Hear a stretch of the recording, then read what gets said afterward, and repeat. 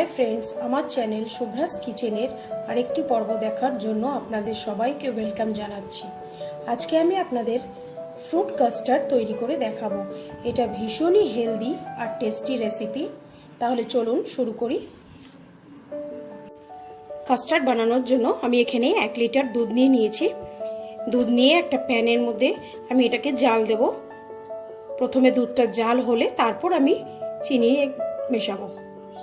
গ্যাসে দুধটা জাল হতে হতে আমি আপনাদের বলে দিই কাস্টার্ড করতে আমাদের কি কি লাগছে। এখানে আমি 4 চামচ কাস্টার্ড পাউডার নিয়েছি ভ্যানিলা ফ্লেভারের। আর এখানে আমি 1 কাপ চিনি নিয়েছি, একটা বেদানা ছাড়িয়ে রেখেছি, 2টো আপেল এরকম ছোট ছোট করে কেটে রেখেছি। এখানে কিছুটা আঙ্গুর মাঝখান থেকে কেটে রেখেছি, একটা আম আমি ছোট ছোট করে কেটে রেখেছি। আর এখানে আমি ওই 1 লিটার দুধের থেকে কিছুটা দুধ, ঠান্ডা দুধ সরিয়ে রেখেছি। এটা কাস্টার্ড পাউডারটা গুলতে আমাদের কাজে লাগবে। আমি দুধের মধ্যে এই কাস্টার্ড পাউডারটা নিয়ে নেব। এটা আপনারা সবসময় ঠান্ডা দুধে গুলবেন, গরম দুধে গুললে এটা লাম্পস বেঁধে যাবে।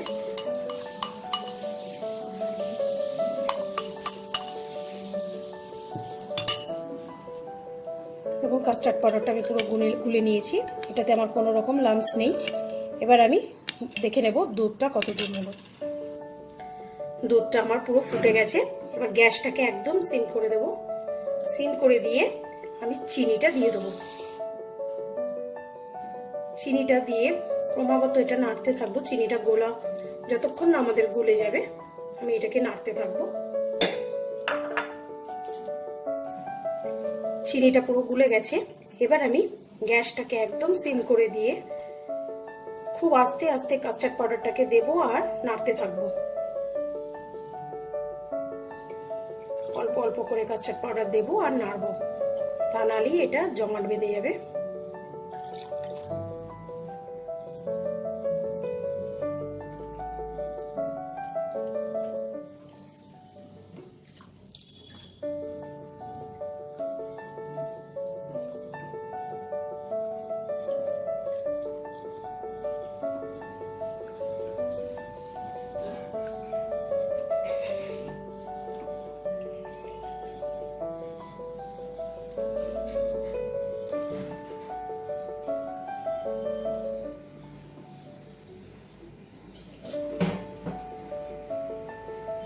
দেখতেই পাচ্ছেন এটা যতটা ফুটবে আস্তে আস্তে আরো গাঢ় হয়ে যাবে।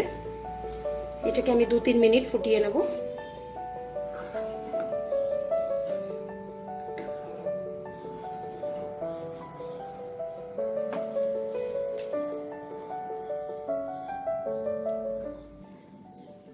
এখানে একটা কথা বলে দিই, চিনিটা মিষ্টিটা আপনারা আপনাদের পরিমাণ মতো দেবেন। আর যারা একটু ঘন কাস্টার্ড পছন্দ করেন তারা এটাকে 10 মিনিট মতো ফোটাবেন। আমার কাছে খুব বেশি ঘন ভালো লাগে না, তাই আমি এটাকে 2-3 মিনিট ফুটিয়ে নেব। দেখুন এটা আমি 4 থেকে 5 মিনিট এটা আমি ফুটিয়ে নিয়েছি। এবার আমি গ্যাসটাকে অফ করে দেব। আমার এরকম কনসিস্টেন্সি রেখেছি, তবে এটা আরো ঠান্ডা যত ঠান্ডা হবে তত আরো জমে যাবে। এবার এটাকে আমি রুম টেম্পারেচারে পুরোপুরি এনে নেব। তারপর আমি ফ্রুটসগুলো মেশাবো। তাহলে আমাকে ওয়েট করতে হবে যতক্ষণ না এটা রুম টেম্পারেচারে আসছে। কাস্টার্ডটা আমার পুরো রুম টেম্পারেচারে চলে এসেছে, পুরোপুরি ঠান্ডা হয়ে গেছে। এবার আমি এতে সবগুলো ফল মিশিয়ে দেবো। প্রথমে আমি আমগুলো দিয়ে দেবো,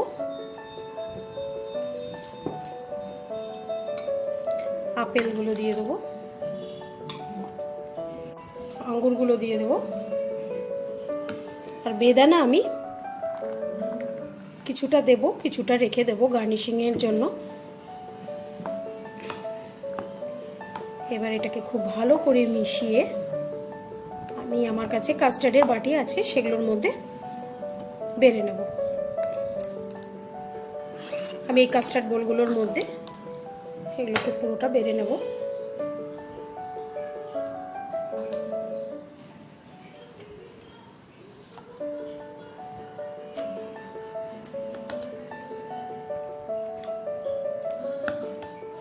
এখানে আপনারা আপনাদের পছন্দ মতো ফ্রুটস ইউজ করতে পারেন, কিন্তু যেই সব ফলে খুব বেশি পরিমাণে ওয়াটার আছে, যেগুলো জল ছেড়ে দেবে, সেরকম কিছু দেবেন না, তাতে আপনাদের কাস্টার্ডটা নষ্ট হয়ে যাবে।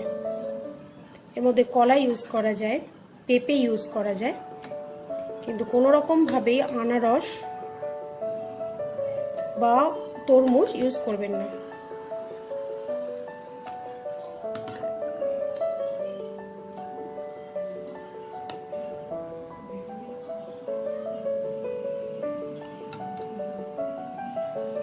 এবার এটা আমি ফ্রিজে 3 থেকে 4 ঘন্টা রেখে দেব, তারপর পরিবেশন করব।